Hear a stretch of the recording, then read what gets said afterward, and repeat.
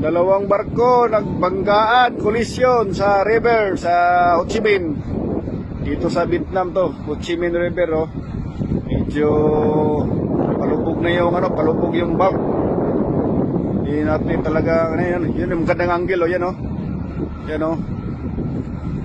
Ito yung dalawang barko. KMTC Surabaya. Yung isa hindi ba mabasa yung pangalan, nakalubog na yung pupa niya, oh. Malapit na siya magano, pero parang hindi naman. Yun! Kitang-kita, brother, no? Yan, oh, banggaan talaga. Sus, talaga naman, oh. Lupit. Yan, oh. Uy! Malakas, brad. Kasi pasok na pasok, oh. Buti hindi umamos sa akomodasyon. Yan, oh. Yan yung mga kaibigan, oh. Surabaya, KMTC.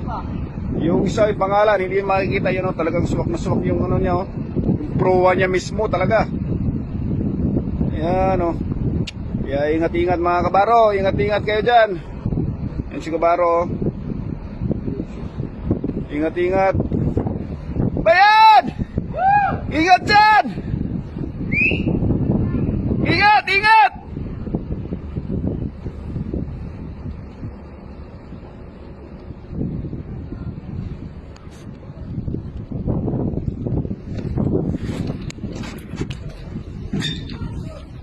Ha?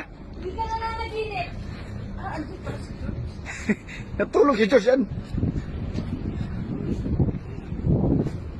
Super yung pagkaano niya talaga sa forward niya. Talagang swak na swak siya, oh. Pumapasok talaga, oh. Oh. Talaga sa bodega 5 banda. Kaya pala yung bodega 5 nabukas. So, talagang barag talaga. Talagang mga siguro mga 10 meters to 15 meters ang pumasok ng forward sa bodega. Oh. Sus, ayusin, ingat-ingat mga kaibigan.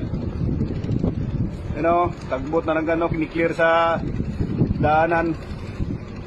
Ito yung barko namin, super ayos naman. Tingnan mo naman, oh, mga 10 meters na pasok.